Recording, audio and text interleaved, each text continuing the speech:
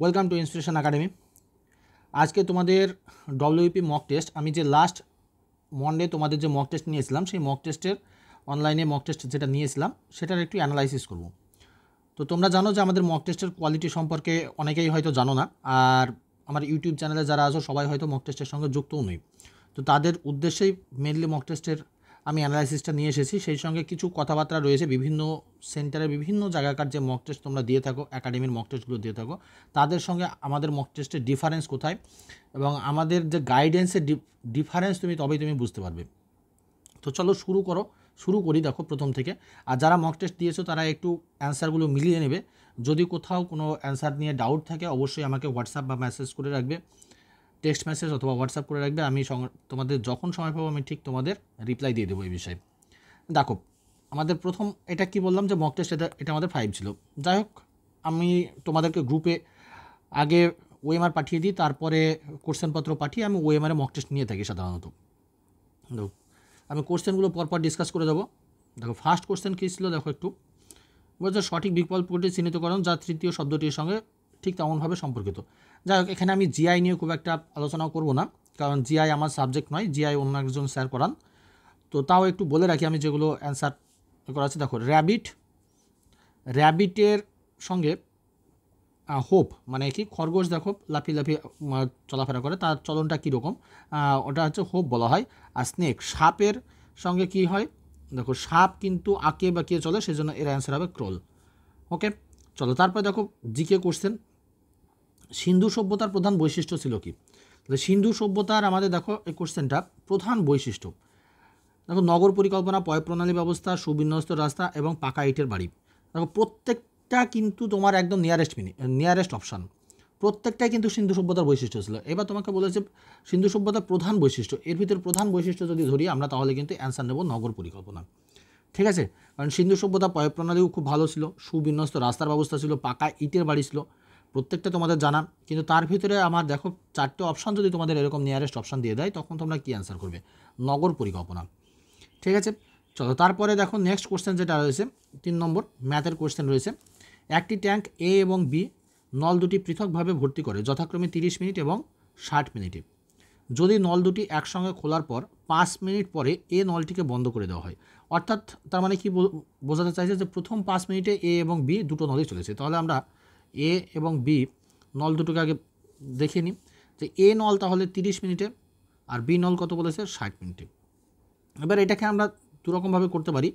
দেখো 1-এর 30 প্লাস 1-এর 60, তাহলে কত হয় 60, 30 2 1, 3/60। তার মানে এইটা করছে কত 1 মিনিটে, তাহলে 5 মিনিটে বলেছে মান, তো 5 মিনিটে দেখো 3 দিয়ে 20 4, তো 5 মিনিট আমার 1-এর 4 অংশ কিন্তু পূরণ করবে। ঠিক আছে, তাহলে এই দুটো নল কিন্তু আমার 5 মিনিটে 1-এর 4 অংশ পূরণ করবে। তাহলে আমার বাকি থাকছে কতটুকু, তাহলে বাকি নিশ্চয়ই আমার 1 - 1-এর 4, অর্থাৎ 3-এর 4 অংশ আমার বাকি থাকছে। এই 3-এর 4 অংশ কে পূরণ করছে, দেখো এ নলটি বন্ধ করে দেওয়া হয়েছে, তার মানে বি নলটা বাকি অংশটুকু পূর্ণ করবে। তাহলে বি নলটা দেখো বাকি 60 মিনিটে পূর্ণ করছে কতটুকু বলেছে 1 অংশ, তাহলে 3-এর 4 অংশ পূর্ণ করবে কতটুকু সময়ে, অর্থাৎ ও 1 অংশ পূরণ করছে তো 60 মিনিটে, 1 অংশ পূরণ করে 60 মিনিটে, তাহলে 3-এর 4 অংশ।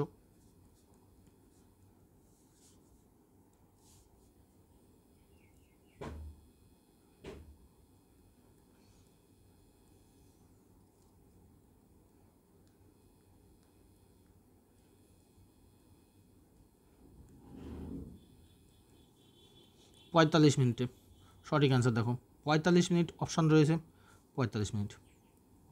ঠিক আছে, এই অঙ্কগুলো কিন্তু আমরা অন্যভাবেও করতে পারি। আর একটা যেমন তোমরা যেভাবে করো যে এ প্লাস বি, এভাবে করো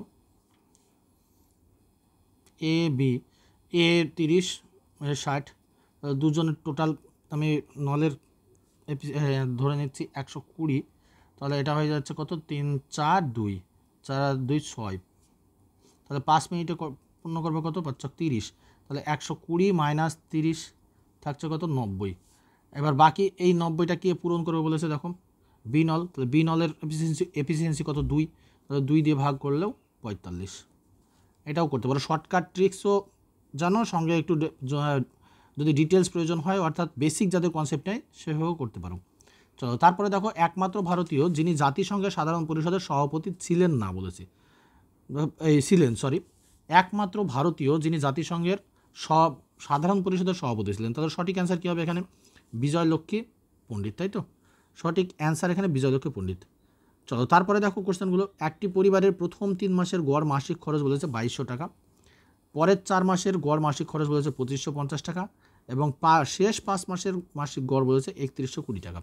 যদি পুরো বছরের শেষে মোট 1260 টাকা জমা হয় তবে পরিবারের গড় মাসিক বেতন কত? খুব ভালো কোশ্চেন, কিন্তু কোশ্চেনটা একটু ভালো করে দেখো। তাহলে এই কোশ্চেন আমরা সলভ করবো কীভাবে দেখো। আমরা আগে দেখো প্রথম 3 মাস বলেছে, তারপরে 4 মাস বলেছে, তারপরে 5 মাস বলেছে। তাহলে দেখো 3, 4 আর 5 টোটাল কত মাসের হলো? টোটাল 12 মাসের। তাহলে আমরা আগে টোটালে 12 মাসের সমষ্টি বের করে নেব। অর্থাৎ তার মানে 2200কে আমি যদি 2200 ইন্টু 3, একটু পেনের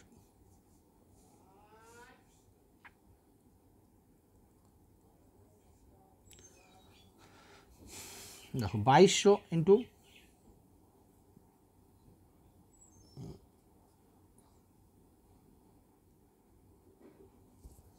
3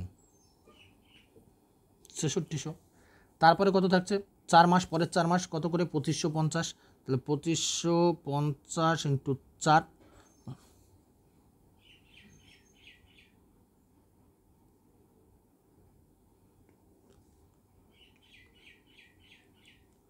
তারপরে আছে কত? 5 মাস, 3120 টাকা করে।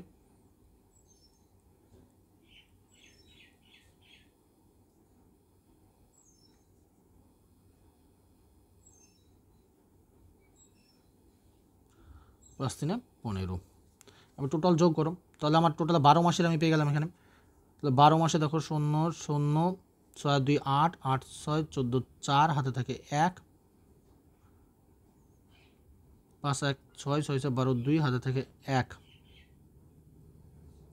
32,400 টাকা। 32,400 সঙ্গে 1260 টাকা কিন্তু ওর অ্যাড হবে। দেখো যদি পুরো বছরের শেষে মোট তার হাতে 1260 টাকা জমা থাকে, তাহলে এটার সঙ্গে 1260 টাকা আরও যোগ করে দাও।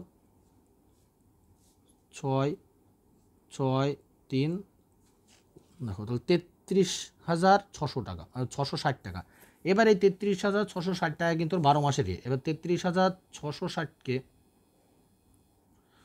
12 দিয়ে যদি ভাগ করে দিই, তাহলে দেখো 12 দিয়ে ভাগ করে তাহলে টোটাল মাসের গড় মানে মাসের আমি বেতন পেয়ে যাবো। 4 দিয়ে কাটো তুমি, যদি ডাইরেক্ট না কাটতে পারো 4 দিয়ে কাটলে 3, 4 দিয়ে কাটলে দেখো 4 8 32, 4 4 16, 4 1 4 5 20। আবার 3 দিয়ে কাটো, 3 দিয়ে কাটলে 3 2 6, 24 3 8 24, 0 3 5 15, 2805 টাকা। এটা হচ্ছে এর উত্তর। ঠিক আছে, চলো এবার নেক্সট অঙ্কে আসি। এই নেক্সট দেখো একটা জিআই ছিল, এই স্থানে কী বসবে? দেখো জিআইটা একদম সিম্পল জিআই আছে। এই জিআইটা যদি দেখো 6 নম্বর জিআইটা একটু দেখো, এটা কি করেছে? এই 256কে 12 দিয়ে ভাগ করেছে। ভাগ করার পরে দেখো 12 × 13, মানে 12 × 13 হয় 256, তার সঙ্গে 2 যোগ 15। ঠিক আছে, তারপর একটা ঠিক 17 দিয়ে 323, সঙ্গে 19 হয়, সঙ্গে 2 যোগ। তাহলে এখানে অ্যান্সার আসবে আমাদের সেই হিসাবে। দেখো 25কে 525, তাহলে 25কে 525 মানে হচ্ছে 25 দুগুণে 50, 1 21, সঙ্গে 23। তারপর দেখো প্রথম কোন ইংরেজ আকবরের দরবারে আসে? প্রথম কোন ইংরেজ আকবরের দরবারে? জাহাঙ্গীরের সবার কোশ্চেন এখানে হকিন্স করে চলে আসতে, টমাস রো করে চলে আসতে, কিন্তু এখানে দিয়েছে কি দেখো জাহাঙ্গীর আকবরের দরবারে। তাহলে আকবরের দরবারে যখন অ্যান্সার তখন কী হবে? র্যাল অফ পিস। এটা স্পেলিংটা একটু মিস্টেক আছে, এটা র্যাল অফ পিস হবে, র্যাল অফ পিস। ওকে, চলো তারপরে দেখো পশ্চিমবঙ্গের পূর্ব পশ্চিমের বিস্তার কত কিলোমিটার? আমরা জানি দেখো পশ্চিমবঙ্গ আমাদের ওয়েস্ট বেঙ্গলের পূর্ব পশ্চিম উত্তর দক্ষিণের বিস্তার আমাদের সবসময় পরীক্ষায় খুব আসে এগুলো। আমাদের পূর্ব পশ্চিমের বিস্তার 320 কিলোমিটার, আর যদি বলতো উত্তর দক্ষিণে তাহলে হতো 613। আমরা মোটামুটি 320 আর এদিকে 620 আমরা পড়ে থাকি। এখান থেকে আরেকটা কোশ্চেন থাকে যে ওয়েস্ট বেঙ্গলের সঙ্গে আমাদের যেহেতু পূর্বে আমাদের বাংলাদেশ রয়েছে, বাংলাদেশের বর্ডার সীমান্ত কত রয়েছে? ঠিক আছে, ওয়েস্ট বেঙ্গলের সঙ্গে বাংলাদেশের বর্ডার সীমান্ত রয়েছে 2217 কিমি। এটা অবশ্যই মনে রাখবে, এই কোশ্চেনটা কিন্তু বারবার দেয়। চলো তারপরে 8 নম্বরের পরে 9 নম্বর কোশ্চেন কী আছে দেখি। বলেছে একটি বাগানে 60% নারকেল গাছ, 60% নারকেল গাছ রয়েছে। বাগানে গাছ রয়েছে যা, তার 60% নারকেল গাছ রয়েছে। নারকেল গাছের 25% আম গাছ এবং আম গাছের 20% আপেল গাছ। যদি আপেল গাছের সংখ্যা 1500টি হয়, বলেছে কি যদি আপেল গাছের সংখ্যা 1500টি হয় তবে বাগানটিতে মোট কতগুলি গাছ রয়েছে। তাহলে দেখো বাগানে আমি ধরে নিলাম মোট আমার 100টা গাছ রয়েছে, ঠিক আছে, যেহেতু পার্সেন্টেজের অঙ্ক, তাহলে 100টা গাছ রয়েছে, তার ভিতরে 60% বলেছে নারকেল গাছ, অর্থাৎ তার মানে 60টি নারকেল গাছ রয়েছে। এর ভিতরে নারকেল গাছ কত? 60টি রয়েছে। এবার এই নারকেল গাছের আবার 25% রয়েছে আম গাছ। 25% আম গাছ মানে কি বুঝি আমরা? 25 মানে জানি আমরা 25% মানে 1/4, এটা আমাদের জানা প্রত্যেকের। তাহলে 1/4 যদি আমি করি তাহলে 15, তাহলে 15টি কী পেলাম আমি? দেখো আম গাছ 25% রয়েছে আম গাছ, তার মানে আম গাছ পেলাম কত? আম গাছ পেয়ে গেলাম আমি 15টি। এবার বলে হচ্ছে এই আম গাছের আবার 20% আপেল গাছ, তাহলে আম গাছের আবার 20% আপেল গাছ মানে 20% মানে কি জানি আমরা 1/20% মানে 1/5, তাহলে 1/5 গুণ করো 3, তাহলে আমাদের আপেল গাছ কত পেলাম? আপেল গাছ পেয়ে গেলাম 3টি। এবার বলেছে কি তোমাদের দেখো এখানে বলেছে তবে বাগানটিতে মোট কতগুলি গাছ রয়েছে। তাহলে আপেল গাছ যখন আমরা 3টে পেয়েছি আর এখানে দেওয়া রয়েছে আপেল গাছ 3 সমান কত? 1500। তাহলে 3 যদি 1500 হয়, এটা সমান যদি 1500 হয় তাহলে 1 ইউনিট সমান কত হবে? 500।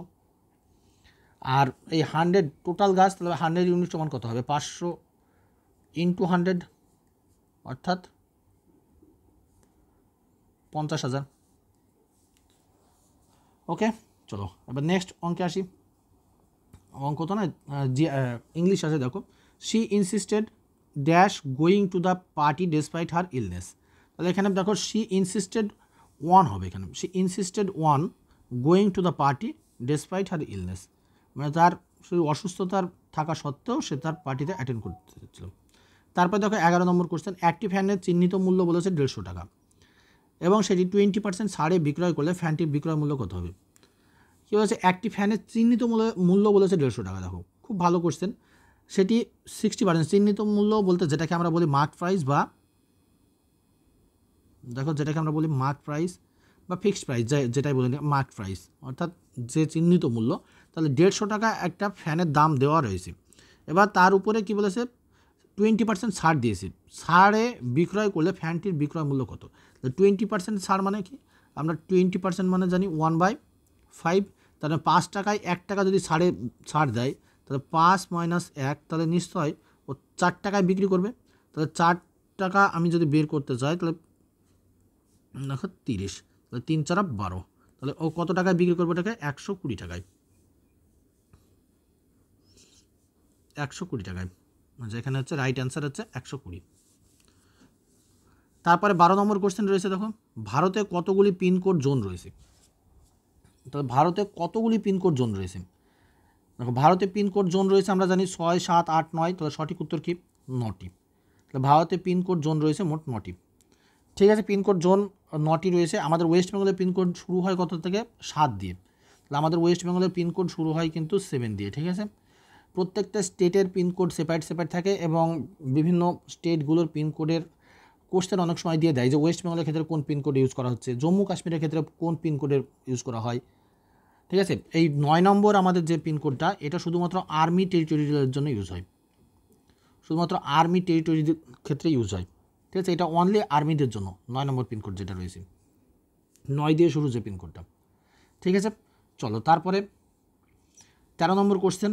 আচ্ছা, কোশ্চেনগুলো কেমন লাগছে একটু জানিয়ে তোমরা, আর যদি ভালো লেগে থাকে অবশ্যই লাইক কমেন্ট শেয়ার তো করবেই, আর যারা চ্যানেলে নতুন আছে অবশ্যই সাবস্ক্রাইব করে রেখো।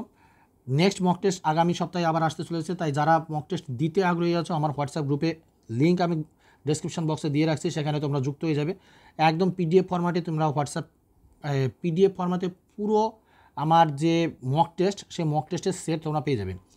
অলরেডি 5টা মক টেস্ট কমপ্লিট হয়ে গেছে, আগামী পরীক্ষা পর্যন্ত তোমাদের এইভাবে মক টেস্ট চলবে। আর এটুকু বলতে পারি, তোমরা বিভিন্ন জায়গা থেকে যে মক টেস্ট পারচেস করছো, তোমাদের মক টেস্ট পারচেস করার কোনো প্রয়োজন হবে না।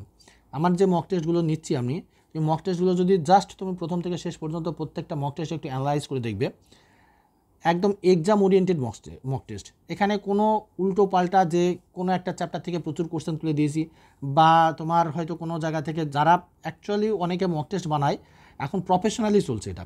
আমি বিষয় কয়েকটা বলি তোমাদের। এখন তোমাদের নিয়ে স্টুডেন্টদেরকে নিয়ে সবাই বিজনেস করছে, হ্যাঁ, স্টুডেন্টদেরকে নিয়ে বিজনেস করছে। তার জন্য কী করছে, তোমাদের এই মক টেস্ট বানাতে দিয়ে দিচ্ছে বিভিন্ন রকম সংস্থাকে। তারা তাদের ইচ্ছা মতো মক টেস্ট বানাচ্ছে। কোনো টিচার নিজে মক টেস্ট বানাচ্ছে না, খুব কম সংখ্যক টিচার নিজে মক টেস্ট বানায়। আর আমরা সেই মক টেস্টগুলো প্রত্যেকটা মক টেস্ট নিজে অ্যানালাইজ করে মক টেস্ট বানাচ্ছি। ওই জন্য আমাদের মক টেস্টের সঙ্গে অন্যদের মক টেস্ট অনেক ফারাক থাকবে। তুমি যদি আমাদের মক টেস্টে দাও, এটুকু বলতে পারি মক টেস্ট একদম তুমি এক্সাম ওরিয়েন্টেড মক টেস্ট পাবে। হয়তো কোনোটা একটু কঠিন পাবে, কোনোটা একটু মডারেট পাবে, কোনোটা ইজি পাবে। আমরা মোটামুটি সব লেভেলকে কভার করব। আর আজকে যে মক টেস্টটা তোমাদের সামনে আমি অ্যানালাইজ করছি, এই মক টেস্টটা আমি 100% এনশিওর করতে পারি এই মক টেস্টে কেউ যদি 50+ যদি স্কোর করতে পারো, তাকে ডব্লিউপিতে এমন কেউ নেই যে তাকে ডব্লিউপি চাকরিতে আটকাতে পারবে। 100% সে ডব্লিউপি চাকরি পাবে যদি সে 50+ স্কোর করতে পারো। কারণ আমি এখানে জিকে পোর্শনটা একটু টাফ করেছিলাম, ম্যাথ ইজি করা আছে, জিআইটা মডারেট করা হয়েছে। ঠিক আছে, প্রত্যেকটা সেকশন কখনো একই সঙ্গে তোমাকে কঠিন করবে না, কোনো একটা তোমাকে সেকশন একটু কঠিন করে দেবে, কোনো একটা ইজি করে দেবে। চলো তারপরে দেখো, তো মক টেস্টগুলো যদি ভালো লাগে, প্রত্যেকটা মক টেস্ট যদি দিতে আগ্রহী থাকো, অবশ্যই হোয়াটসঅ্যাপ গ্রুপে যুক্ত হয়ে যাও আর বন্ধুদের সঙ্গে শেয়ার করো মক টেস্ট দেওয়ার জন্য। তাতে তোমাদের কম্পিটিশান আরও ভালো বুঝতে পারবে। আর আমার এই মক টেস্টে হায়েস্ট হয়েছে এখনও পর্যন্ত 65। আগের দিনে এই মক টেস্টে হায়েস্ট হয়েছে 65, এক্স্যাক্টলি না, 65.25, 65.25। তোমরা যারা মক টেস্ট দিয়েছো তারা জানো। চলো তারপরে, নিম্নলিখিত কোন জোড়াটি বেঠিক? সবচেয়ে বড় গ্রহ কোনটা? বৃহস্পতি, আমাদের জানা এটা সবচেয়ে বড় গ্রহ। ক্ষুদ্রতম গ্রহ কোনটা? বুধ, এটাও জানা। শীতলতম গ্রহ কোনটা? নেপচুন। আর উষ্ণতম গ্রহ বুধ না, উষ্ণতম গ্রহ কোনটা হয়? শুক্র। নিম্নলিখিত কোন স্থানে জুন মাসে সর্বোচ্চ দিনের দৈর্ঘ্য থাকবে? তাহলে জুন মাসে সব থেকে বেশি দিনের দৈর্ঘ্য থাকবে কোথায়? দিল্লি। তারপরে চলো এইদিকে দেখি, দেখো এই যে এই সব কোশ্চেনগুলো যাদের একটু ভালোভাবে পড়া না থাকবে তারা ম্যাক্সিমাম ভুল করবে। দেখো বলেছে জি এর মান বাড়লে বস্তুর ভর ও ভারের কি পরিবর্তন হবে? দেখো বস্তুর ভিতরে যে ভর থাকে, ভর তো ফিক্সড থাকে, আমরা জানি প্রত্যেকে যে ভর, বস্তুর ভিতরে যে ভর থাকে সে ভরের কোথাও কোনো পরিবর্তন হয় না। আমাদের পরিবর্তন কোথায় হয়? ভারের। অর্থাৎ অভিকর্ষজ বল যেখানে বেশি সেখানে, মানে আমাদের জি এর মান বলেছে, তার মানে গ্র্যাভিটি, অর্থাৎ অভিকর্ষজ বল যেখানে বেশি সেখানে ভারের মান পরিবর্তন হবে। আবার যেখানে কম সেখানে একরকম থাকবে, যেখানে বেশি থাকবে সেখানে একরকম থাকবে। যে কারণে দেখবে পৃথিবীর মেরু অঞ্চলে একরকম ওজন হয় কোনো বস্তুর, আবার পৃথিবীর নিরক্ষীয় অঞ্চলে একরকম ওজন হয়। তাহলে এখানে সঠিক অ্যান্সার কী নেব আমরা? এখানে ভর একই থাকবে কিন্তু ভারের পরিবর্তন হবে, বি অ্যান্সার। চলো তারপরে দেখো, ভারতীয় সংবিধানের কত নম্বর ধারায় সংখ্যালঘুদের সংস্কৃতি ও শিক্ষা সম্বন্ধীয় অধিকার রয়েছে? সংস্কৃত ও শিক্ষা সম্বন্ধীয় অধিকার রয়েছে। দেখো এই টাইপের কোশ্চেনগুলো তোমাদের একটু টাফ মনে হতে পারে, কিন্তু এগুলো পরীক্ষায় এর আগে প্রিভিয়াসে বিভিন্ন এক্সামে কিন্তু এই কোশ্চেনগুলো এসেছে, তাই এগুলো তোমাদেরকে একটু ফলো আপ করতে হবে। ঠিক আছে, চলো তাহলে এটার অ্যান্সার কী হবে? 30 নম্বর ধারা। লাল বর্ণের ফুলকে সবুজ কাচের উপর দিয়ে দেখলে কোন বর্ণের দেখাবে? লাল বর্ণের সবুজ কাচের ভিতর দিয়ে দেখলে কালো দেখবো আমরা, তাই তো? তাহলে সঠিক অ্যান্সার কী হবে? কালো। নিম্নলিখিত কোনটি সৌরশক্তির উৎস? দেখো কোনটি বলেছে সৌরশক্তির উৎস। তাহলে আমরা সৌরশক্তির উৎস আমরা সূর্যতে কি দেখতে পাই? সূর্যতে দেখতে পাই আমরা পারমাণবিক সংযোজন, অর্থাৎ যেটাকে বলি আমরা ফিউশন, তাই তো? পারমাণবিক সংযোজন বা ফিউশন, একটা থাকে ফিউশন আর একটা থাকে ফিশন, তাই না? এই দুটো আমরা দেখতে পাই। সূর্যতে দেখতে পাই আমরা ফিউশন, আর ফিশন দেখতে পাবো কোথায়? আমরা বিভিন্ন রকম পারমাণবিক যেসব আমাদের এগুলো রয়েছে, পরমাণু কেন্দ্র যেগুলো রয়েছে সেগুলো আমাদের ফিশন দেখতে পাই। চলো তারপরে, এক্স রশ্মি সম্পর্কে কোন উক্তিটি সঠিক বলেছে? দেখো এক্স রশ্মি একটা খুব স্বল্প দৈর্ঘ্যের, মানে ক্ষুদ্র দৈর্ঘ্যের তরঙ্গ দৈর্ঘ্য একটা, সঙ্গে তড়িৎ চুম্বকীয় বিকিরণ। তাহলে 19-এর B is the right answer. তারপরে সোনার উপরে দেখো ইলেকট্রোপ্লেটিং এর সময় নিম্নলিখিত কোনটি ইলেকট্রোলাইট হিসাবে ব্যবহার করা হয়? ইলেকট্রোলাইট হিসাবে ব্যবহার করবো আমরা কোনটা? সোনার উপরে যখন আমরা ইলেকট্রোপ্লেটিং করব, অর্থাৎ সোনার উপরে যদি আমরা ইলেকট্রোপ্লেটিং করি তাহলে আমরা কোনটা ইউজ করবো? পটাশিয়াম আরোসাইনাইড। ওকে, তারপরে চলো 21 নম্বর কোশ্চেন দেখি এবার। দেখো 21 নম্বর একটা ম্যাথ রয়েছে, খুব ইজি ম্যাথ, যারা জানা দেখে উত্তর করে ফেলবে। দেখো আমরা এই ম্যাথগুলো একটু তোমাদের কনসেপ্ট ক্লিয়ার করে দিই। এটা দেখো 1/1/3 - 1/5, আমরা কি লিখতে পারি এটাকে? 3 × 5 = 15, 3 দিয়ে 5 আর 5 3, আমরা কত পেলাম দেখো 2/15 পেলাম, তাই না? এটা বোঝো 3 আর 5 15, 5 7 35। তাহলে এই যে আমরা 2/15 পেলাম, আর উপরে অ্যাকচুয়ালি আমাদের এখানে হওয়ার কথা কত ছিল 1/15। তার জন্য আমরা কি এখানে আমরা প্রত্যেকটা ক্ষেত্রে আগেই 2 আমরা কমন নিয়ে নিই, প্রত্যেকটা এর ক্ষেত্রে আমরা 2 কমন নিয়ে নেব। তাহলে দেখবে 5 7 35, আবার দেখো তোমাদের একটু দেখায়,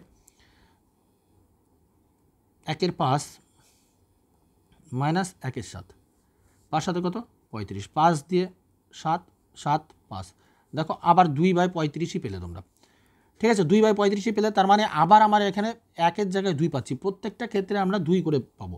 তাহলে আমরা এক্ষেত্রে কী করবো দেখো, এই টাইপের অঙ্কগুলো যদি দেখো তোমাদেরকে শর্ট শিখিয়ে দেয় সবাই যে এভাবে শর্ট মেরে দেবে, কিন্তু আমি তোমাদের সঙ্গে একটু শর্ট মারার সঙ্গে যেটুকু দরকার সেটুকু তোমাদের জানিয়ে দিলাম। এবার আমরা কি করব দেখো, আমরা এই দুটো ডিফারেন্সকে আমরা প্রথমে অ্যাট ফার্স্ট কমন নিয়ে নেব, অর্থাৎ 1/2। নেক্সট দেখো প্রথমটা 1-এর 3 আছে, তাহলে 1/3 মাইনাস লাস্ট কোনটা আছে দেখো 15, 1 মাইনাস 15, তাহলে 1-এর 2 ইন্টু 15 লসাগু কত থাকে, আমরা 15ই পাবো, 3 আর 15 লসাগু, তাহলে 3 5, আর এখানে থাকে কত 15 1, অর্থাৎ 4/1-এর 2 ইন্টু 4/15, কেটে দাও 2, তাহলে কত অ্যান্সার পেলাম 2/15। ওকে, তাহলে 2/15 ইজ দ্য রাইট অ্যান্সার। চলো নেক্সট কোয়েশ্চেনে আসি। সংবিধানের কত নম্বর ধারায় 14 বছর বয়স পর্যন্ত শিশুদের অবৈতনিক আবশ্যিক শিক্ষাদানের ব্যবস্থা করার কথা বলা হয়েছে? অনেকে এই কোশ্চেনটা নিয়ে আমাকে বলেছে যে এই কোশ্চেনটা ভুল রয়েছে, অ্যান্সার সঠিক নয়, কিন্তু আমি তোমাদের বলি শোনো, তোমরা যারা ডিবেট করছো এটা নিয়ে, তোমরা সবাই 21-এর এ বলে অ্যান্সার করতে চাইছিলে, কিন্তু এটা 21-এর এ আমাদের কোথায় রয়েছে, এটা মৌলিক অধিকারে রয়েছে, ফান্ডামেন্টাল রাইটে রয়েছে। আমাদের 45 নম্বর আর্টিকেলে ডিপিএসপিতেও অর্থাৎ directive principal of state policy বা রাষ্ট্রের নির্দেশমূলক নীতিতেও তুমি এইটা পাবে, 14 বছর বয়স পর্যন্ত শিশুদের অবৈতনিক শিক্ষার অধিকার। আর এখানে মৌলিক অধিকারে এটা পরবর্তী ক্ষেত্রে অ্যাড করা হয়েছে মৌলিক অধিকারে, ঠিক আছে? 21-এর এ নম্বর আর্টিকেলে পরবর্তী ক্ষেত্রে অ্যাড করা রয়েছে, তাহলে আমরা এখানে দুটোতেই পাবো। চলো তারপরে, রিজার্ভ ব্যাঙ্ক অফ ইন্ডিয়ার সদর দপ্তর কোথায়? দেখো এটা খুব ভালো কোশ্চেন। কোথায়? মুম্বাই। সদর দপ্তর কোথায়? মুম্বাই। আচ্ছা, মুম্বাইয়ের সদর দপ্তর, কিন্তু এই 1937 সাল পর্যন্ত আমাদের এর সদর দপ্তর ছিল কলকাতা।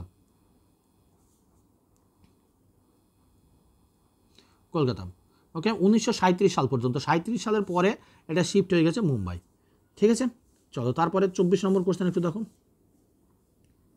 নকরেক বায়োস্ফিয়ার রিজার্ভ, আমি বায়োস্ফিয়ার রিজার্ভের একটা ভিডিও করে দিয়েছি তোমাদের জন্য। বায়োস্ফিয়ার রিজার্ভের ভিডিওটা কমপ্লিটলি তোমরা দেখে রাখবে, দেখবে ওখানে একদম সমস্ত বায়োস্ফিয়ার সম্পর্কে কোনো কোশ্চেন তোমাদের ওখান থেকে বাদ যাবে না যদি ভিডিওটা দেখে থাকো। দেখো নকরেক বায়োস্ফিয়ার রিজার্ভ, তাহলে কোথায় আমরা দেখতে পাবো? মেঘালয়ে।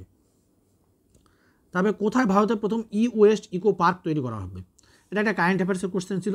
রিসেন্টলি এটা প্রথম ওয়েস্ট, অর্থাৎ আমরা যেসব ইলেকট্রনিক্স মোবাইল বলো, ইলেকট্রনিক্স গেজেট, বিভিন্ন রকম গেজেট বলো, কম্পিউটার থেকে শুরু করে যা কিছু আছে ইলেকট্রনিক্স জিনিসপত্রের একটা ইকো পার্ক তৈরি করছে। তাহলে এর ইকো পার্ক প্রথম কোথায় তৈরি হতে চলেছে? আমাদের দিল্লিতে। দিল্লির যদি বলা হয় এক্স্যাক্টলি জায়গার নাম, তাহলে এটা হতে চলেছে দিল্লির হচ্ছে নর্থ ওয়েস্টার্নের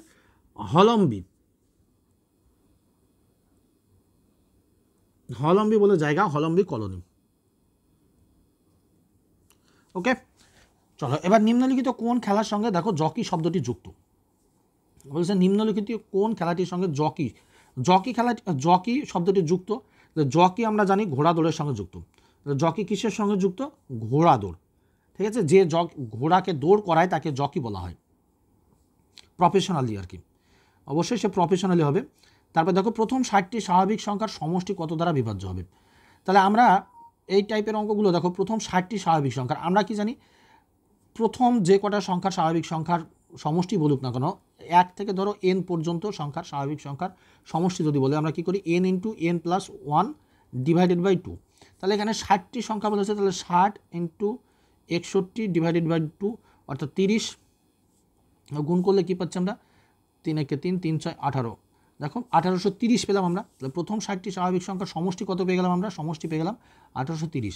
এবার বলছে কত দ্বারা বিভাজ্য হবে, নিম্নের কোনটা দ্বারা বিভাজ্য হবে? তাহলে 1830কে আমরা যদি ভাগ করি, দেখো 60 দিয়ে যায় কি, যাবে না। আমরা একমাত্র এখানে দেখো 61 দিয়ে আমাদের যদি যায় 61 3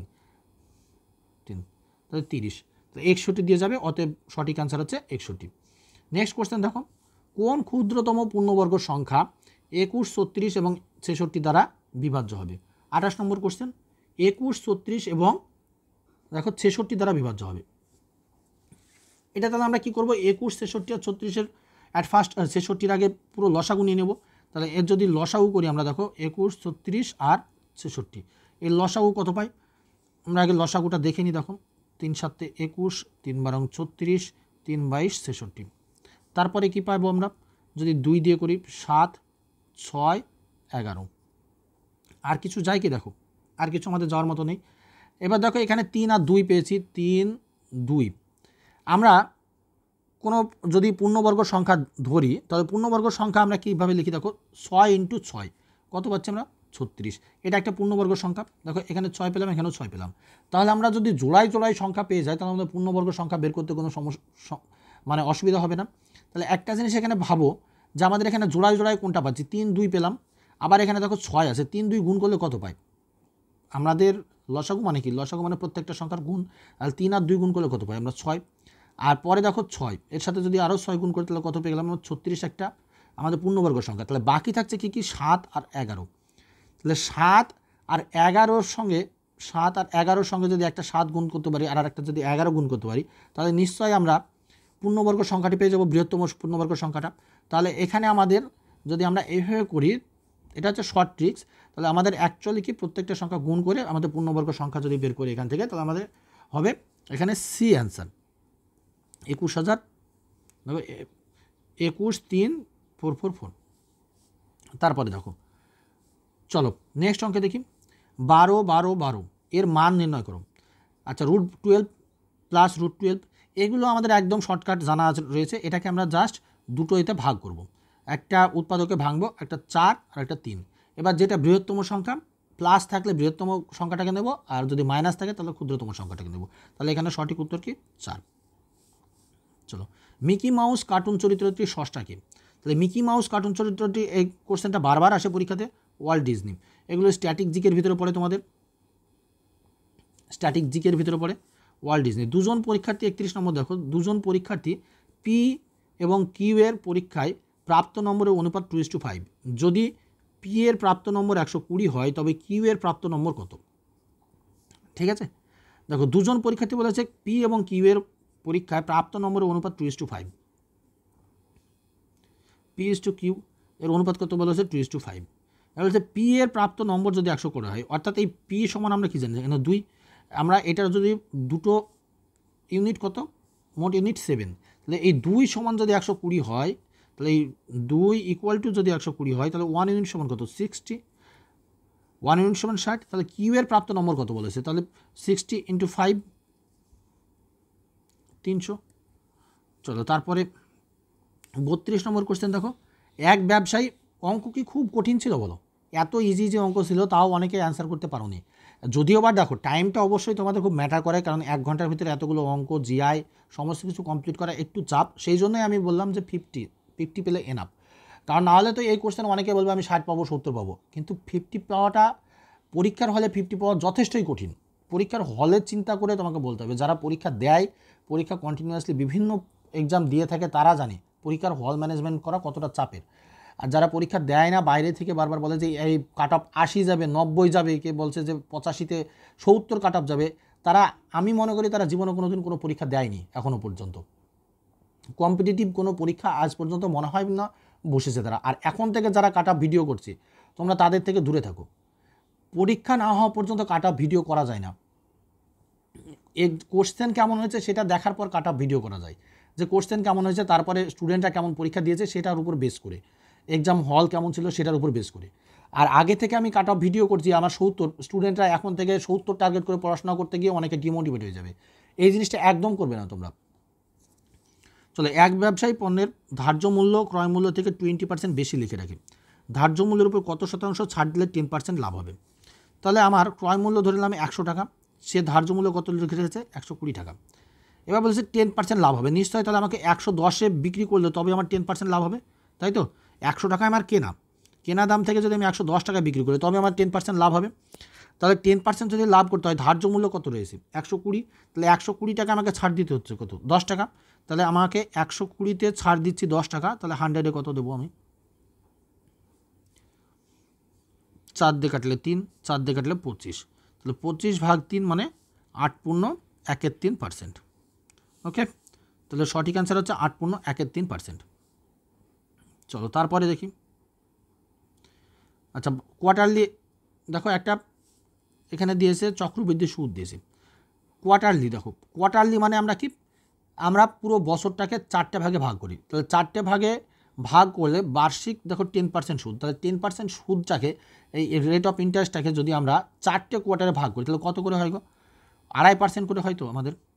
দেখো একদম সিম্পলি ভাবো, আমি একটু মানে তোমার অঙ্কগুলো যেটাকে বলে যে চক্রবৃদ্ধি সুদের অঙ্কগুলো একটু অন্য টাইপে করায়, সেটা তোমাদের আমি যখন পার্ট করে যখন ভিডিও নিয়ে আসবো ম্যাথের ভিডিওগুলো তখন তোমরা দেখতে পাবে। দেখো তাহলে আমার এটা কত পার্সেন্ট হয়, যদি আমরা 10কে যদি 4 দিয়ে ভাগ করি 2.5% হয়, 2.5% করে, তাহলে আমরা 4টে কোয়ার্টারে 2.5% করে আমরা ইন্টারেস্ট পে করবো। অর্থাৎ দেখো বলেছে চক্রবৃদ্ধি সুদে কত বছরে বলেছে 3200 থেকে 3362 টাকা, তাহলে আমার আগে দেখতে হবে 3362 মাইনাস 3200 কত টাকার ইন্টারেস্ট আমি পে করছি। দেখো 162 টাকা আমি টোটালি ইন্টারেস্ট পে করছি, তাই তো। তাহলে 162 টাকা ইন্টারেস্ট পে করছি কত টাকার উপরে 3200 টাকার উপরে। এবার বলেছে এটা কত বছরের, আমরা কোয়ার্টারলি ইন্টারেস্ট কত আমার 2.5%, তাহলে 3200 টাকার আমি আগে বের করে নেব 2.5%, মানে 2.5%-এর যদি ইন্টারেস্ট বের করি অর্থাৎ একটা কোয়ার্টারে বা প্রথম 3 মাসের আমার বেতন, প্রথম 3 মাসের আমার ইন্টারেস্ট কত আসছে দেখো 10 তুলে দাও, তার জন্য একটা নিচে 10 নিয়ে নিতে পারো, 5 দিয়ে কাটলে 2, 5 দিয়ে কাটলে 5 দিয়ে কাটলে এখানে হচ্ছে 5 আর এখানে থাকে 2 দিয়ে কাটলে 16, 5 16 80। তাহলে দেখো প্রথম কোয়ার্টারের অর্থাৎ প্রথম যে 3 মাসে তুমি ইন্টারেস্ট পে করছো কত 80।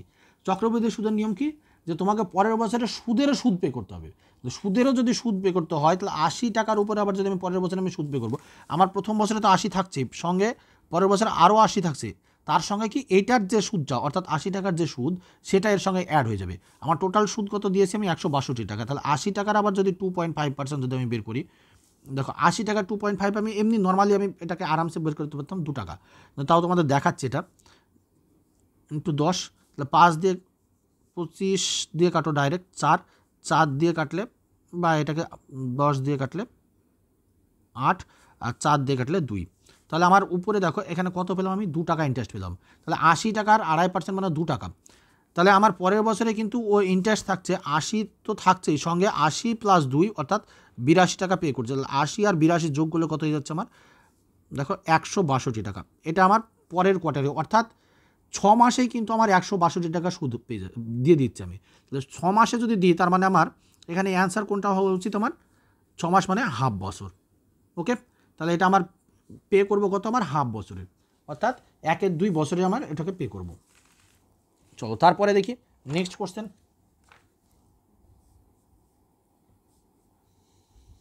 আচ্ছা যদি বুঝতে না পারো একটু এটাকে স্লো করে তোমরা আবার দেখে নেবে বিষয়টা কি বলতে চেয়েছিলাম আমি, একদম আশা করি ক্লিয়ার হয়ে যাবে, কারণ অনেকগুলো 85টা ভিডিও করবো তো একটু সময় লাগবে বলে আমি তাড়াহুড়ো করে বেরিয়ে যাচ্ছি। 34 নম্বর দেখো, এ একটি কাজ 1/4 অংশ করে 10 দিনে, বি কাজটির 1/3 অংশ করে 20 দিনে, তবে কত দিনে এ এবং বি একসঙ্গে পুরো কাজটি করবে। তাহলে 1/4 অংশ করছে 10 দিনে, তার মানে এক অংশ করবে কত দিনে গো 40 দিনে, বি 1/3 অংশ করছে 20 দিনে, অর্থাৎ এক অংশ করবে কত দিনে, তাহলে 3 × 20 = 60 দিনে। তাহলে আমার এর পেলাম 40, বি এর পেলাম কত 60, তাহলে দুজনে একত্রে যদি করে তাহলে আমার টোটাল কাজ কত পাচ্ছি আমি, এদের লসাগু অর্থাৎ 120, তাহলে এর এফিসিয়েন্সি কত 3 আর এর এফিসিয়েন্সি কত, বি এর এফিসিয়েন্সি 2, তাহলে 3 আর 2 কত 5, তাহলে 120/5 24, তাহলে সঠিক অ্যান্সার কত এখানে দেখো 24 দেওয়াই রয়েছে। চলো তারপরে choose the best option, he has been suffering from fever since 2 weeks. এটা অ্যাকচুয়ালি এটা তোমাকে এরর কারেকশান বের করতে দিয়েছে, তাহলে এটা কি করব দেখো, আমার এটা দেখে আরামসে আমরা বুঝতে পারছি he has been suffering from fever since আছে এখানে সিন্স 2 উইক, এখানে সিন্স ইউজ করা যায় না, কেন যায় না দেখো, আমরা সিন্স ইউজ করি পয়েন্ট অফ টাইমের ক্ষেত্রে, পয়েন্ট অফ টাইমের ক্ষেত্রে আমরা সিন্স ইউজ করি। ওকে, পয়েন্ট অফ টাইমের ক্ষেত্রে আমরা সিন্স ইউজ করি। আর পিরিয়ড অফ টাইম যখন পারি আমরা, period of time, period of time যখন থাকে তখন কি ইউজ করতে পারি আমরা, তখন পারবো আমরা ফর ইউজ করবো তখন। তাহলে এখানে দেখো আমার সিন্সের জায়গায় আমরা ফর ইউজ করবো, বাকিটা ক্লিয়ার।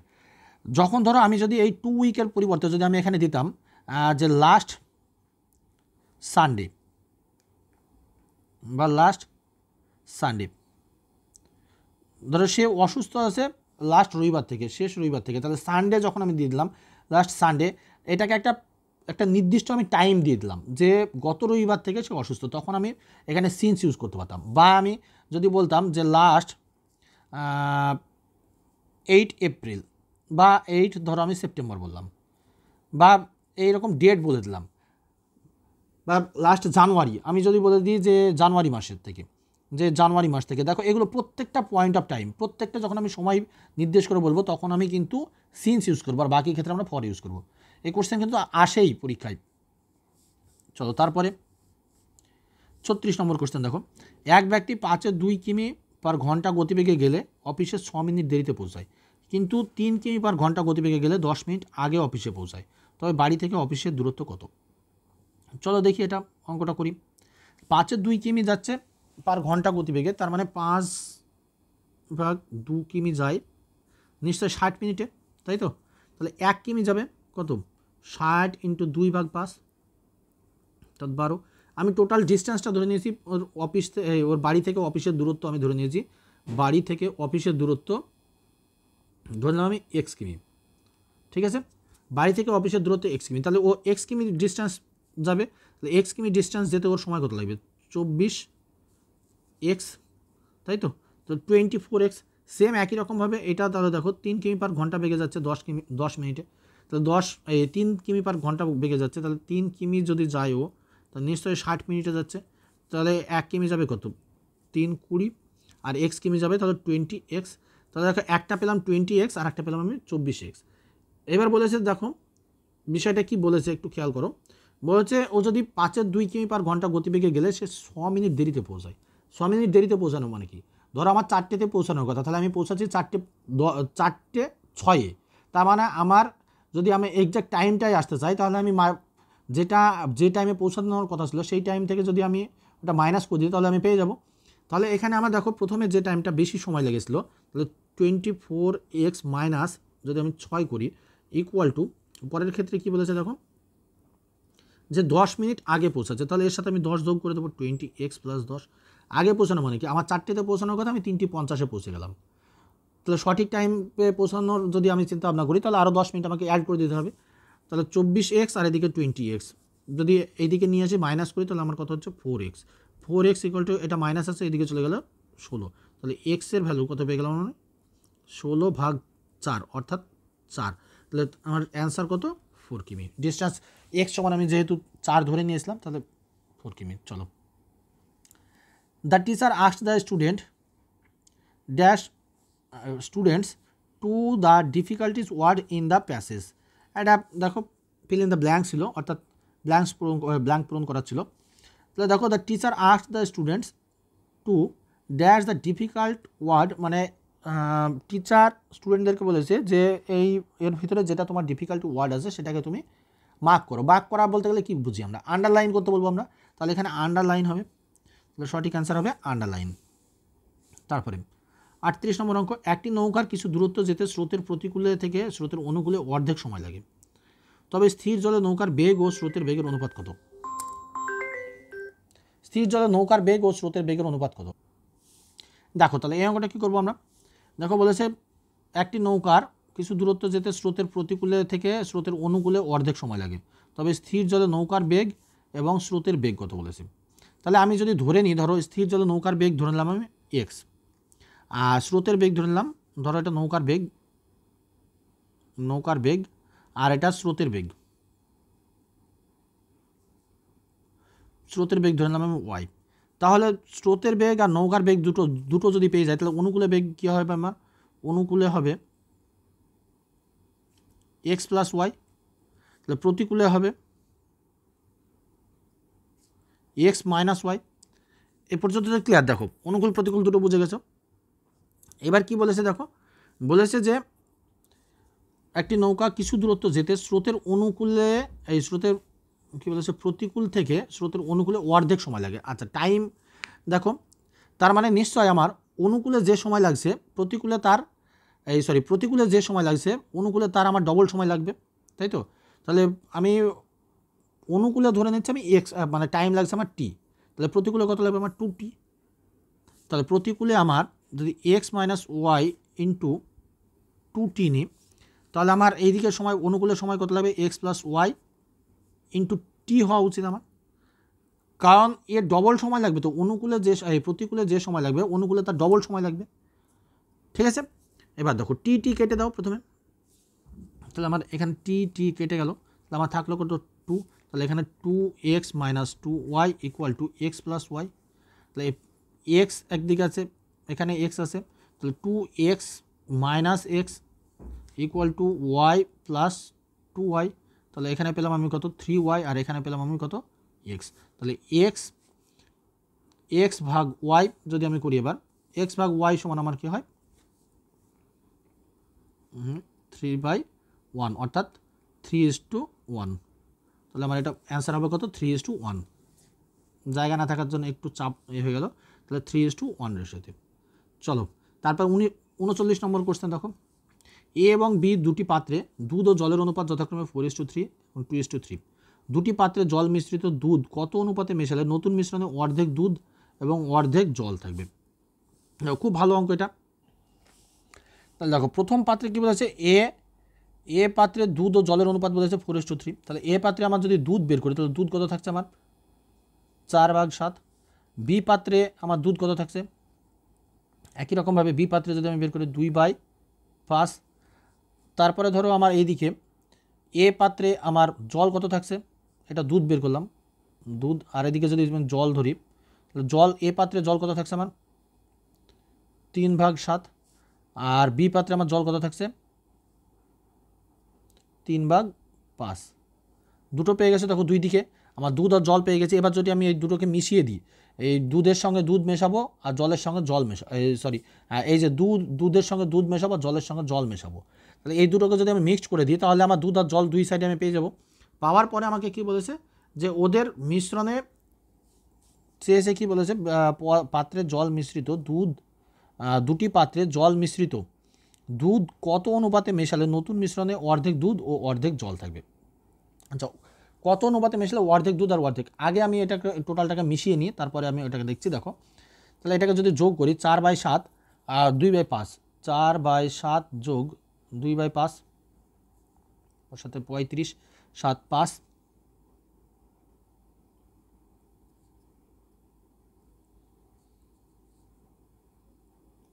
34/35, আর এইদিকে থাকছে কত আমার দেখো একই রকমভাবে 35, 7 15 প্লাস 5 দিয়ে যদি আমি করি 5 7 3 সাথে 21,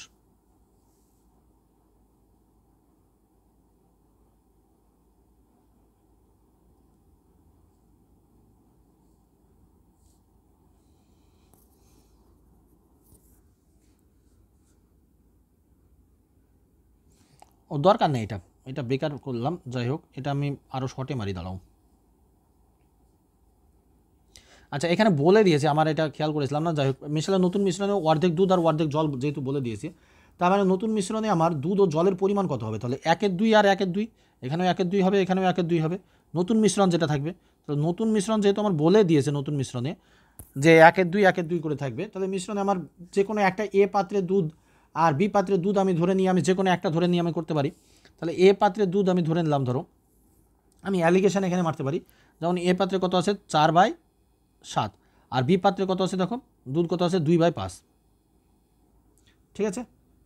তাহলে আমার দুধ পার্সেন্টেজ কত থাকবে বলেছে হাফ করে থাকবে, তার মানে অ্যালিগেশন হাফ। আর তাহলে এটাকে যদি আমি ডিফারেন্স করি তাহলে এখানে নিশ্চয়ই আমার 4/7 মাইনাস 4, জায়গা কমের জন্য একটু এভাবে করছি, একটু বুঝে নেবে। 4/7 মাইনাস 1/2, তাহলে এটা থাকছে আমার যদি 4/7 মাইনাস 1/2 মানে 1/14, আর এখানে চলে আসবে এইদিকে 2 পাঁচ 2 মাইনাস 1/2 2 মাইনাস 1/2 যদি করি আমার এটা আসে হচ্ছে 1/2 1/10।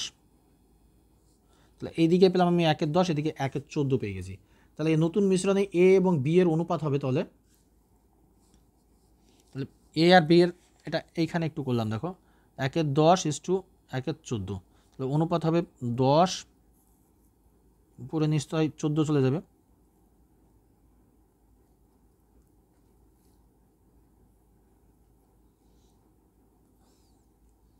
5 7। তাহলে এটা আমি সরি 1/10 আর ওদিকে থাকছে আমার 1/10 = 1/14। তো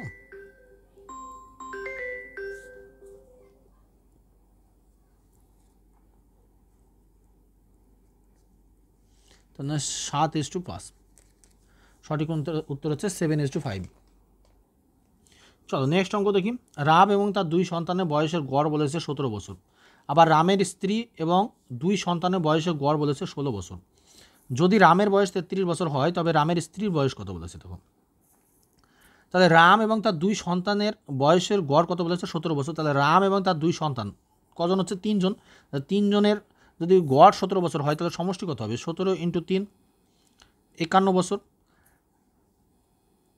51 বছর পরে দেখো আবার কি রামের স্ত্রী এবং 2 সন্তানের বয়সের গড় কত বলেছে 16। তাহলে রামের স্ত্রী এবং 2 সন্তান এখানেও 3 জন, তাহলে রামের স্ত্রীর সঙ্গে 16 বছর, তাহলে 16 × 3 3 × কত 48।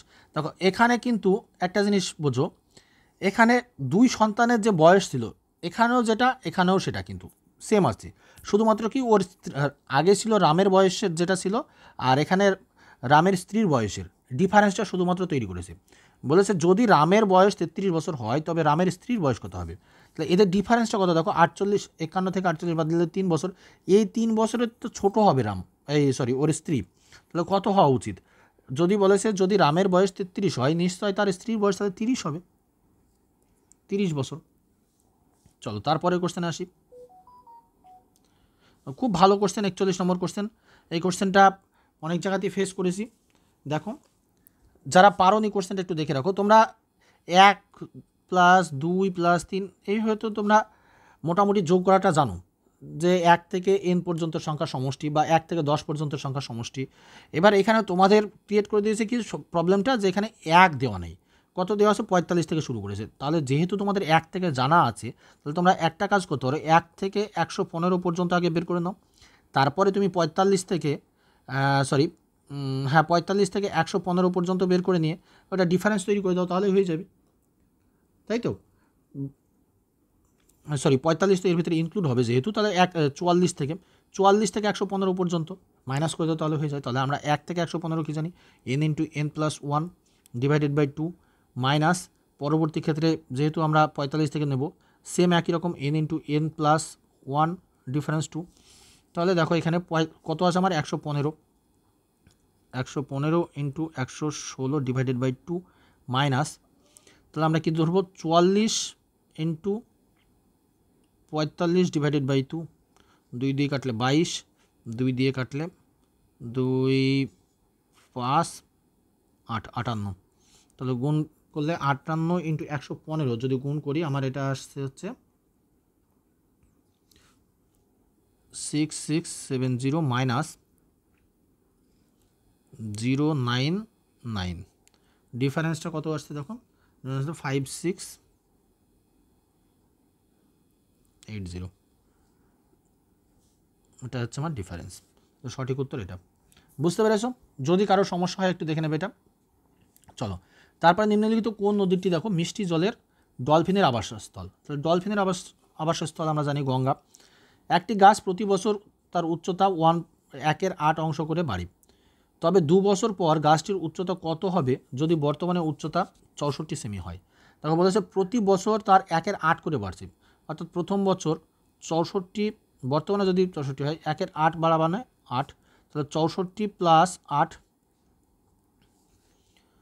8 4 12, 2 হাত থেকে 1 72 হলো।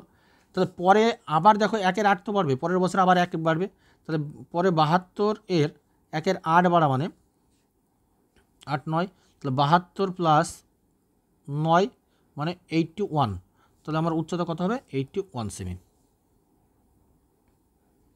চলো তারপরে কোশ্চেনটা দেখি। বলছে এক ব্যবসায়ী, আগে অঙ্কটা পুরো পড়ে নাও। এক ব্যবসায়ী 76,000 টাকা বিনিয়োগ করে কয়েক মাস পরে 76,000 টাকা বিনিয়োগ করে কয়েক মাস পরে বি 57,000 টাকা নিয়ে এর সঙ্গে ব্যবসায় যোগ করে। বছরের শেষে মোট 2:1 অনুপাতে নিজেদের মধ্যে ভাগ করে, তবে ব্যবসা শুরু হবার কত মাস পরে বি ব্যবসায় যোগ করেছিল। দেখো এই অঙ্কটা অনেক বড় বড়, তোমাদের লেখা দেখে তোমরা ঘাবড়ে যেতে পারো, কিন্তু এটাকে আমি জাস্ট ওয়ান লাইনে মানে 1 সেকেন্ডে উত্তর করব। কীরকম দেখো, বলছে ক মাস পরে যোগ দিয়েছে, কিন্তু লাভের অনুপাত কী বলেছে 2:1। আমরা জানি লাভের অনুপাত সমানই সময়ের অনুপাত, তাই তো? তাহলে যদি আমরা এখান থেকে সময়ের অনুপাতটা যদি আমরা বের করে নিই, ধরো 2:1 অনুপাত যদি আমার টোটাল 12 মাস, তো এক বছরে যেহেতু বলেছে, তাহলে 12 মাসকে যদি 2:1 অনুপাতে যদি আমরা ভাঙি, তাহলে এটা কত, এটা 2:1 মানে কত 3, তাহলে 3 ইউনিট যদি আমি এটাকে ভাগ করি, তাহলে নিশ্চয়ই আমরা এটা 4, 3 4 12। তাহলে আমরা দেখো সময়টা দেখো, নিশ্চয়ই ও 4 মাস পরে যোগ দিয়েছে। এখানে আমাকে কিছু করার দরকার নেই, এখানে আমার সময়টাকে জাস্ট আমি লাভের অনুপাতে সময়টাকেও আমি ভাগ করে নিচ্ছি। 12 মাস আমার টোটাল টাইম পিরিয়ড, সেই টাইম পিরিয়ডটাকে আমি 2:1 অনুপাতে ভাগ করছি। তাহলে ও 4 মাস পরে এতে যোগ দিচ্ছে, তাহলে আমার ব্যাস আর কিছু করাই লাগবে না। এটাই দুটি সংখ্যার যোগফল বলেছে 14, তাদের গুণফল বলেছে 56, তবে সংখ্যা দুটির অনন্যকের যোগফল কত? আচ্ছা এই অঙ্কটা ভুল ছিল, আমার এটা কারেকশান করা হয়নি, অঙ্কটা একটু ভুল আছে, তোমাদের এই অঙ্কটা মিলবে না। চলো জিআই আছে,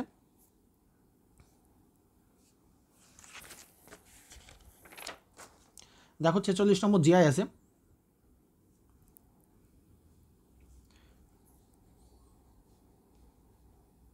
46 নম্বর জিআই এর উত্তর আমরা কি করেছি বি। তারপরে দেখো একটি প্রতিষ্ঠানের 20 জন কর্মচারীর গড় মাসিক বেতন বলেছে 1500 টাকা। যদি ম্যানেজারের বেতন যোগ করা হয় তবে গড় মাসিক বেতন হয় 100 টাকা বৃদ্ধি পাবে, তবে ম্যানেজারের মাসিক বেতন কত? এটা কোনো অঙ্কের ভিতরেই পড়ে না।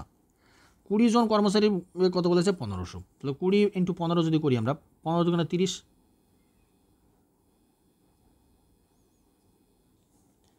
তাই তো?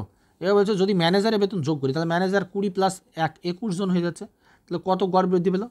100 টাকা বৃদ্ধি পেল, অর্থাৎ 1600 হয়ে গেল। তাহলে 16 21কে যদি আমি 16 দিয়ে গুণ করি, 6 × 6 6 × 12,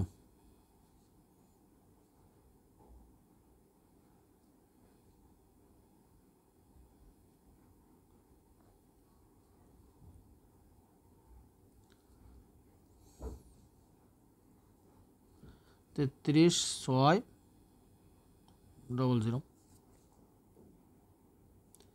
এবার চেয়েছে কি যে ওর ম্যানেজারের মাসিক বেতন কত, তাহলে এটার সাথে এটা ডিফারেন্স করলেই আমাদের হয়ে গেল 3600 টাকা। তাহলে ম্যানেজারের মাসিক বেতন 3600 টাকা। যদি 2006 সালে 1 জানুয়ারি রবিবার হয়, তবে 2010 সালে 1 জানুয়ারি কী বার হবে? দেখো আমরা জানি কি ক্যালেন্ডার অঙ্কের ক্ষেত্রে যে 2006 সালে যে কোনো বছরের 1 জানুয়ারি যে বছর হবে, পরের বছরে 1 জানুয়ারি ঠিক তার পরের দিন হয় নর্মাল ইয়ারের ক্ষেত্রে, আর লিপ ইয়ারের ক্ষেত্রে তার একদিন পরে হয়। তাহলে 2006 যদি এটা হয়, 2006 বলেছে জানুয়ারি কত রবিবার, তাহলে 2007 নিশ্চয় আমার হবে সোমবার, 2008 আমার হবে মঙ্গলবার, 2009 হয়ে যাবে আমার বুধ বৃহস্পতিবার। কেন বৃহস্পতিবার হলো? 2008 আমার যেহেতু লিপিয়ার ছিল, তাহলে লিপিয়ারের পরের বছর যদি আমি যাই 2009 সাল, তাহলে কী হয়ে গেল একদিন পরে হবে, বুধবার হওয়ার কথা ছিল সেটা হয়ে যাবে একদিন পরে বৃহস্পতিবার। তাহলে 2010 নিশ্চয় আমার কত হয়ে যাবে শুক্রবার। সঠিক উত্তর শুক্রবার, 48 নম্বর। চলো তারপরে দেখো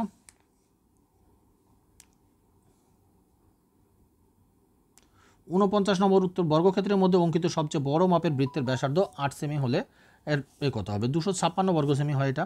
এটা দুটি গোলকের বক্রতলের ক্ষেত্রফল। এটা জাস্ট কিচ্ছু করতে হয় না, 3 কিউব করে দাও, এদিকে 4 কিউব করে দাও, তাহলে আমার এটা উত্তর কত হবে? 27/64। চলো তারপরে যদি জেড সমান 26 হয়, ক্যাট সমান 24 হয়, তাহলে ব্যাট সমান কত হবে? ব্যাট সমান আমার কত হবে? দেখো জেড 26 বলেছে, তাহলে প্রত্যেকটা অক্ষরের সি সমান যদি বলেছে 24, সি এর মান কত 3, আর এখানে বি এর মান কত 2, তার মানে আমার নিশ্চয়ই 1 কমবে, তাহলে 23 হবে এখানে। আচ্ছা, এইটা প্রশ্ন চিহ্নের স্থানে কোন সংখ্যাটি বসবে? 48 দেখো এটা করতে হবে কি, 48কে 24 দিয়ে ভাগ করো ইন্টু 4 সমান 8, 2, 55কে 20 দিয়ে ভাগ ইন্টু 4 ইকুয়াল টু 11, 5 দিয়ে কাটলে 5 4, 5 11 4, আর 63কে তার মানে x দিয়ে ভাগ করবো ইন্টু 4 সমান 9, তাহলে 7 নাম 63, তাহলে x সমান 4 সাথে 28, সঠিক উত্তর হচ্ছে 28। বলছে বিকল্পের মধ্যে সঠিক অক্ষরদ্বয়কে চিহ্নিত করুন যা প্রশ্নে দেওয়া সিরিজে প্রশ্ন চিহ্নের স্থানে বসবে। চলো, এটা জিআই ছিল 53 নম্বর। 53 দেখো, তাহলে এটা প্রত্যেকটা মাঝে 3 করে গ্যাপ করে দেওয়া রয়েছে, তাহলে এটা জিআই হিসেবে আমার ইউটি অ্যান্সার।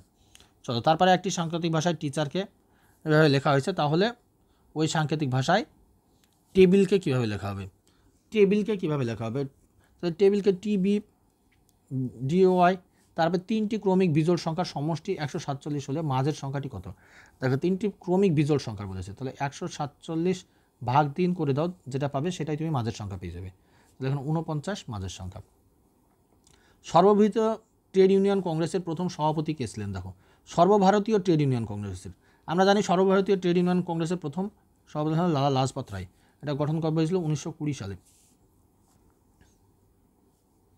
তারপর দেখো হাউসকে লেখা হয়েছে, এটা জাস্ট কি রিভার্স করেছে, আর কিচ্ছু না, এটা রিভার্স করা আছে, তাহলে এটাকে তুমি বলেছে ক্লককে, এটাকে রিভার্স করলে এটা উত্তর হয়ে যাবে। চলো, তারপরে নিচের দেওয়া শব্দের জুটির মধ্যে ব্যতিক্রমটি চিহ্নিত করুন। হোয়াটকে লিখেছে কোল্ড, ম্যাক্সিমামকে মিনিমাম, ডিপার্টকে অ্যারাইভ, তাহলে ড্রিঙ্ককে এট। এটাই ভুল রয়েছে, কারণ ডিপার্ট দেখো ছাড়া পৌঁছানো, ম্যাক্সিমাম মিনিমাম মানে প্রত্যেকটার অপোজিট লিখেছে।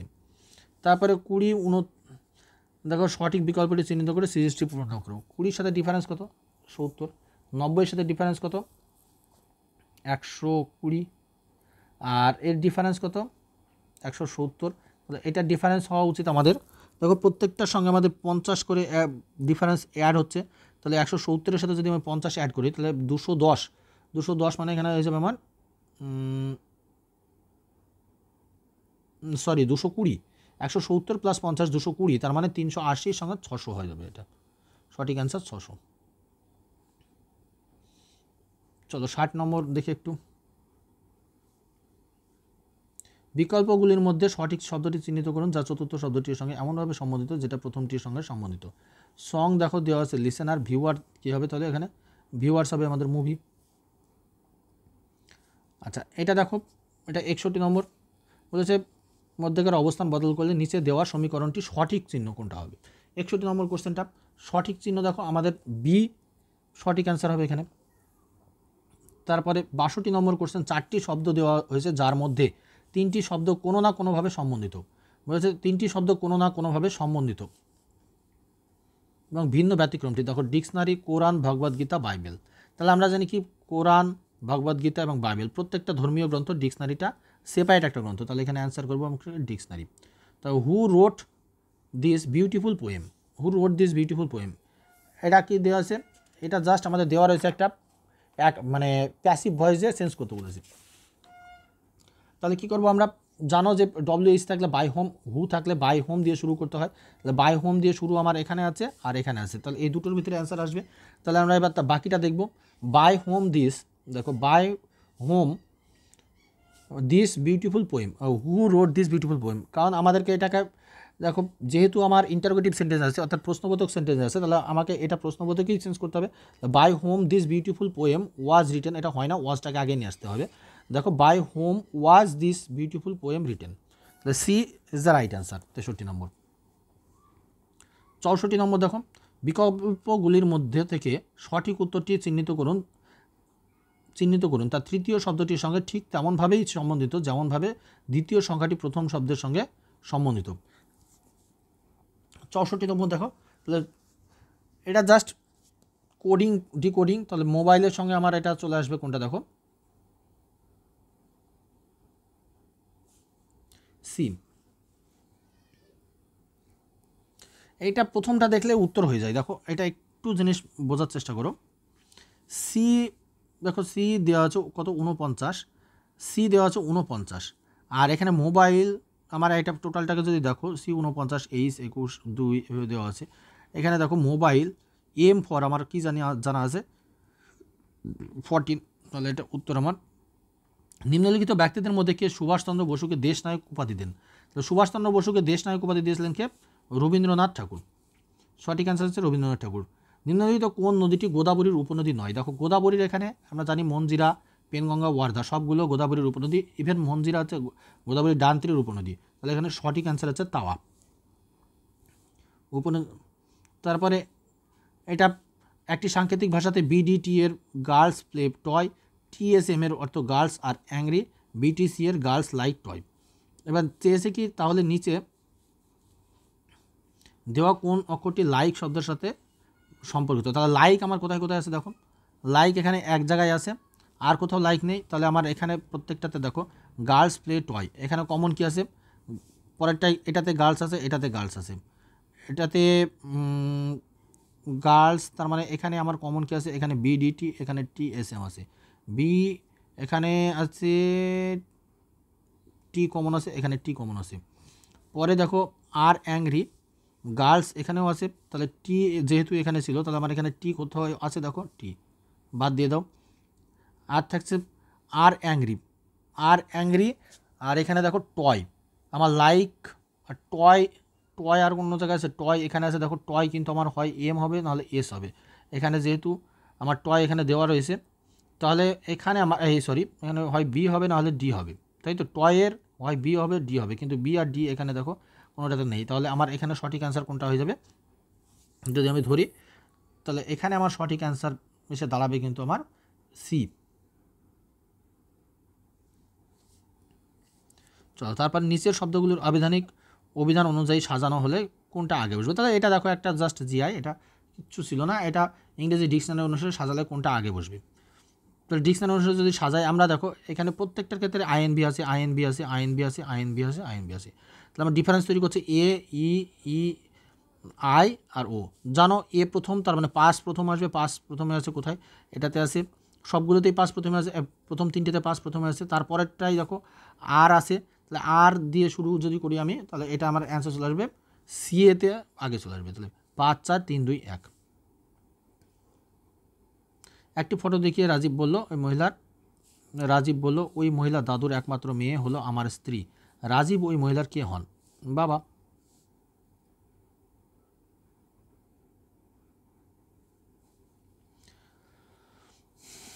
আচ্ছা এখানে একটা ছিল সিটিং অ্যারেঞ্জমেন্ট ছিল, সিটিং অ্যারেঞ্জমেন্টটাও দেখে নেবে, টোটাল সিটিং অ্যারেঞ্জমেন্ট। আচ্ছা এগুলো উত্তরগুলো বলে রাখি। সিটিং অ্যারেঞ্জমেন্টে তোমাদের উত্তর যেমন 70-এর উত্তরটা ছিল এ ই, তারপরে 71-এর যেমন উত্তর ছিল দেখো এগুলো তোমাদের জিআই টিচার তোমাদের সলভ করে দেবে টোটালটাই। আর 73-এর উত্তর ছিল হচ্ছে এ।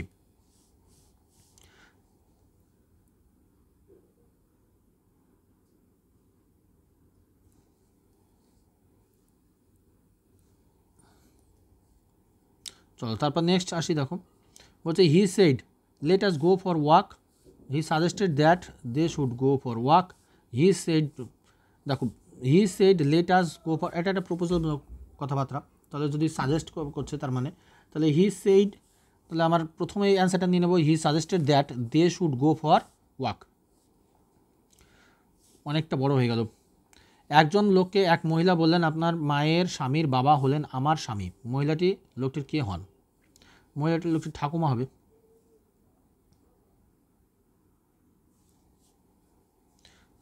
Hardly had the train left the station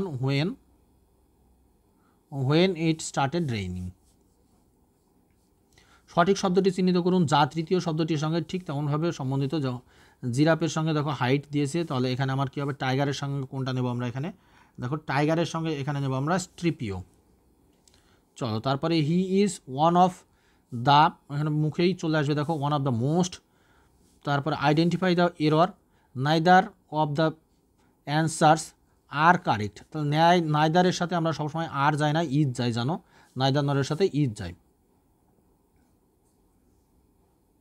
এক ব্যক্তি 16,000 টাকা মানে 1600 টাকা কিছু অংশ 4% সরল সুদের হারে, বাকি অংশ 5% সরল সুদের হারে ধার দেয়। যদি এক বছর শেষে সে সরল সুদ হিসাবে 700 টাকা পায়, তবে 4% হারে কত টাকা ধার দিয়েছিল? এটা অ্যালিগেশনে করবো আমরা। টোটাল 16,000 এ আগে 700 টাকা দেখো এ পেয়েছে, সুদ পেয়েছে, তাহলে 100 শূন্য শূন্য কেটে দাও,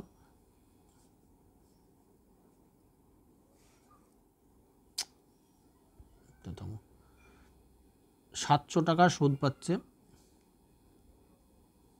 কততে? 16,000-এ। তাহলে 100-তে কত পাবে? মানে আমি টোটাল ওর সুদটা কত পেয়েছে সেটাকে বের করে নিচ্ছি, ঠিক আছে? ইন্টারেস্টটা মানে রেট অফ ইন্টারেস্ট কত এসছে ওর।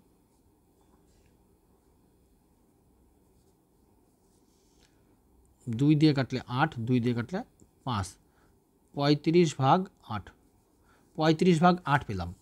আর এখানে দেখো 4% বলেছে, এটাতে বলেছে 5%। তাহলে আমি অ্যালিগেশন যদি করি, দেখো অ্যালিগেশন করলে আমি আগে 35/8কে একটা কাজ করে নেবো, এটা আমি 8কে উঠিয়ে দেবো, 8 উঠে গেল, এটা আমার 35% পেয়ে গেলাম আমি, 35%। প্রত্যেক ক্ষেত্রে তার মানে আমি 8 দিয়ে গুণ করতে হবে। তাহলে এ 4-এর সাথেও আমি 8 দিয়ে গুণ করবো, এই 5-এর সাথেও আমি 8 দিয়ে গুণ করবো, 4-8 32 আর এদিকে 50 40। অ্যালিগেশন করার ক্ষেত্রে আমার সুবিধা হবে। তাহলে 32 আর এদিকে আমি কত পেয়ে গেলাম? 50 40 35। তাহলে এটা কত পেলাম আমি? 3, আর এটা পাচ্ছি আমি 5। তাহলে 5:3 অনুপাতে আমার ওর 5:3 অনুপাতে ওই ব্যক্তি মানে 16,000 টাকা রেখেছিল 5:3 অনুপাতে। তাহলে 5:3 অনুপাতে বলেছে ও 4% হারে কত টাকা ধার দিয়েছিল, এই সরি মানে ধার দিয়েছিল 4% হারে। প্রথমটা 4% হারে যদি ধার দেয়, তাহলে 5 আর 3 কত? 8। তাহলে 16,000 ইন্টু 5/8, 8 2, 10,000 টাকা। তাহলে 4% হারে রেখেছিল 10,000 টাকা। দেখো এইগুলো অঙ্কগুলো জাস্ট কিচ্ছু নেই, অঙ্কগুলো যদি একটু বুদ্ধি করে যদি করো একদম ফটাফট উত্তর হয়ে যাবে। 82 number, meaning of to cry over split milk. দেখো এটা অ্যান্সার হবে to cry over split milk, অর্থাৎ to regret useless about what has happened, অর্থাৎ যেটা ঘটে গেছে সেটার জন্য ফালতু মানে আমরা আরও কী করি? রিগ্রেট করি, ইউজলেস রিগ্রেট যেটাকে বলা হয়, যে রিগ্রেট করার কোনো মানে হয় না আর কি। তারপর one of my friend is going to appear the WBP exam. One of my friend is, এখানে ওয়ান অফ মাই, দেখো one of my friend is going, তাহলে এটা অ্যান্সার কী হবে আমাদের? One of my friend is going to appear in the WBP examination, ঠিক আছে? তাহলে এখানে ফ্রেন্ডের জায়গায় আমার কী হয়ে যাবে? ওয়ান অফ মাই ফ্রেন্ডস হয়ে যাবে, কারণ আমার অনেকগুলো ফ্রেন্ড আছে তার ভিতরে একটা, ঠিক আছে? তাহলে ওয়ান অফ মাই ফ্রেন্ডস। তারপরে গ্লোবাল জেন্ডার গ্যাপ ইন্ডেক্সে 2025-এ কোন দেশ শীর্ষস্থান অর্জন করেছে? এটা আইসল্যান্ড। এটা কারেন্ট অ্যাফেয়ার্স। একটি বৈদ্যুতিক হিটারে কোন উপাদান ব্যবহার করা হয়? বৈদ্যুতিক হিটারে আমাদের ব্যবহার করা হয় নাইক্রোম। দেখো 25টা কোশ্চেন কমপ্লিট হলো। এবার এই 85টা কোশ্চেন কমপ্লিট হলো। তোমাদের এই প্র্যাকটিস সেটটা কেমন লেগেছে বা যারা মক টেস্ট দিয়েছো তাদের কেমন লেগেছে অবশ্যই জানাবে। আর যদি এরকম মক টেস্ট দিতে চাও আমাকে কমেন্ট বক্সে মেসেজ করে রাখবে, এবং আমি অলরেডি তোমাদের ডেসক্রিপশন বক্সে গ্রুপের লিঙ্ক দিয়ে রাখবো, সেখান থেকে তোমরা গ্রুপে জয়েন হয়ে যাও। যারা নতুন আছো অবশ্যই ইউটিউব চ্যানেলে যুক্ত হয়ে থাকো। ইউটিউব চ্যানেল আমাদের ছোটো হতে পারে, কিন্তু যেটুকু পাবে একদম অথেন্টিক পাবে, এটুকু 100% তোমাকে আমি এনশিওর করতে পারি। Thank you. নেক্সট তোমাদের কোনো একটা টপিকের ক্লাস নিয়ে আসছি খুব তাড়াতাড়ি।